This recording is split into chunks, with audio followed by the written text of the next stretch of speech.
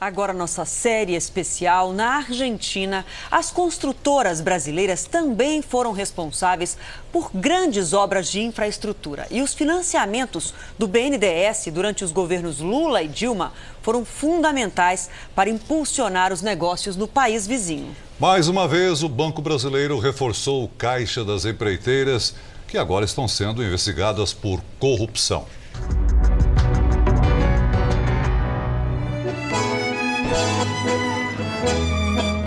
É a terra do tango, da carne, destino preferido dos turistas e, nos últimos anos, também das construtoras brasileiras. Na Argentina, ergueram grandes obras, ajudaram a melhorar a infraestrutura do nosso vizinho. Só que agora, não é pela eficiência da engenharia que elas estão no centro das atenções, mas pelas suspeitas de corrupção. 278 millones de dólares era o valor de las obras que... As suspeitas ganharam as manchetes na imprensa argentina a partir do momento em que a Odebrecht admitiu ter pago propina para conseguir obras públicas no país. Lo que havia pagado na Argentina, 35 milhões de dólares. As construtoras brasileiras têm um longo histórico de relações com a Argentina. Tocam projetos aqui desde os anos 80. A partir de 2003, com as afinidades políticas entre o então presidente Lula e o casal Kirchner aqui na Casa Rosada, os canteiros de obra se abriram ainda mais para as empreiteiras brasileiras. E desta vez, com o financiamento de dinheiro público do BNDES. O Banco Brasileiro de Desenvolvimento tem contratos de empréstimo para 9 projetos de engenharia no país, que somam mais de 2 bilhões de dólares, ou perto de 6 bilhões e meio de reais. Desses contratos, 6 são para obras da Odebrecht. Túnel, estação de abastecimento de água,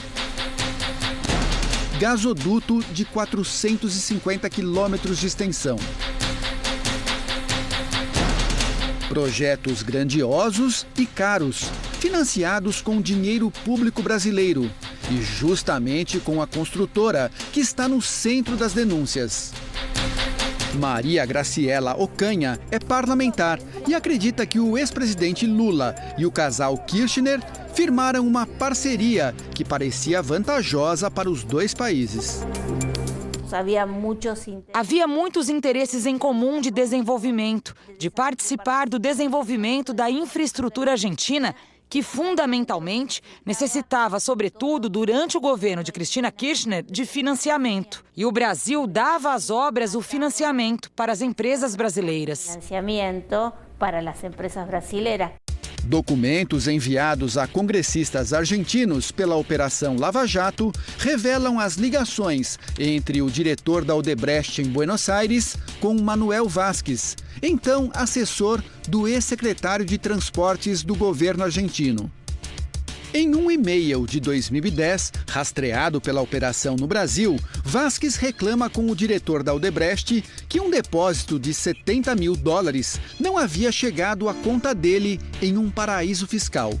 A empresa usada pela Odebrecht para efetuar o pagamento, a Offshore Cleanfield Services, é a mesma que a construtora usava para pagar propina a funcionários públicos no Brasil. A Odebrecht é hoje a 5ª maior empreiteira da Argentina, se levado em conta o valor das obras. Esta é a obra de mobilidade urbana mais importante na Argentina atualmente. A construção do metrô da linha Sarmiento, um projeto de 3 bilhões de dólares. As escavações começaram no fim do ano passado. Serão 30 quilômetros de trilhos embaixo da terra. A linha atualmente corre na superfície. Com a obra, será possível acabar com os cruzamentos entre trens e carros no meio da capital argentina. O BNDES havia garantido empréstimo de 1,5 bilhão de dólares para o projeto, mas agora cancelou o financiamento.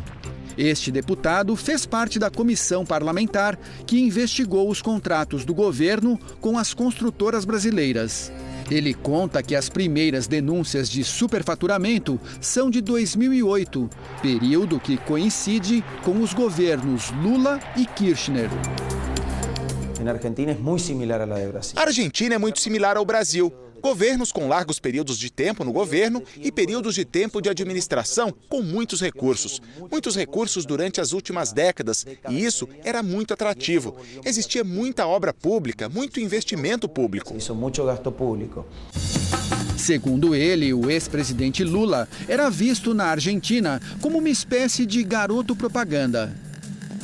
E uma das vantagens do negócio com as construtoras brasileiras eram os empréstimos liberados pelo BNDES. Não era um caso, 2, 3 casos isolados de corrupção, e sim era uma decisão, uma estrutura, uma matriz organizada. E nisso a Argentina e o Brasil, e creio que outros países da América Latina, compartilharam essa triste decisão política. Você bate o olho nos projetos nos países direcionados, são países que têm muita afinidade política ou ideológica, né, com o governo passado. E certamente esses contratos foram abertos a partir de relações aí formais ou informais, né? Durante os governos Lula e Dilma, os financiamentos do BNDES no exterior eram considerados estratégicos e secretos. A Ordem dos Advogados do Brasil não aceitou o sigilo e pediu a divulgação dos contratos. É importantíssimo que se tenha conhecimento destes dados, ou seja, tratar recursos públicos como uma verdadeira caixa preta é algo inaceitável, né? A sociedade brasileira precisa de transparência total e, acima de tudo, de publicidade com relação a esses dados. Para o presidente nacional da OAB, é preciso dizer o que foi feito com o dinheiro do BNDES, que é dos brasileiros, mas criou empregos e melhorias bem longe daqui. Nós temos outras carências, outras deficiências, outras necessidades nacionais que poderiam estar a impor que estes recursos públicos que são geridos pelo BNDES fossem aplicados aqui no Brasil, né, na fomentação do desenvolvimento e até mesmo de algumas políticas públicas que hoje são tão necessárias aos brasileiros.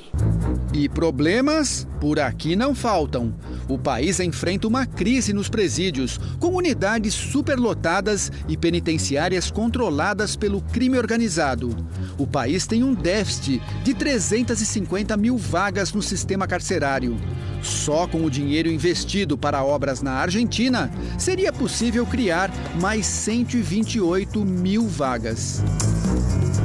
Mas o dinheiro não foi aplicado no Brasil e lá fora o que foi feito com ele ainda precisa ser melhor explicado. A gente ainda está esperando para ver comprovação de benefícios, né? Eu, na minha posição, por exemplo, tudo bem, eu dou o benefício da dúvida, me mostra efetivamente o que a gente ganhou com isso. Até hoje eu não vi nenhum estudo absolutamente conclusivo. Na minha opinião, os custos disso superam em muito qualquer possível benefício que você poderia ter tido.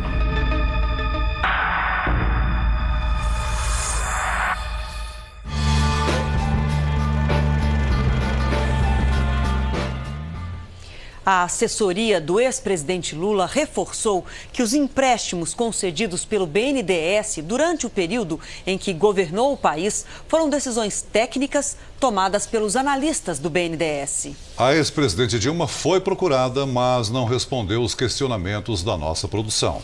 O BNDES informou que o volume de crédito contratado e as condições de financiamento para as empresas estão disponíveis para consulta no site do banco, mas esclarece que não divulga detalhes de fluxo financeiro ou saldo devedor das operações que são protegidas pelo sigilo bancário.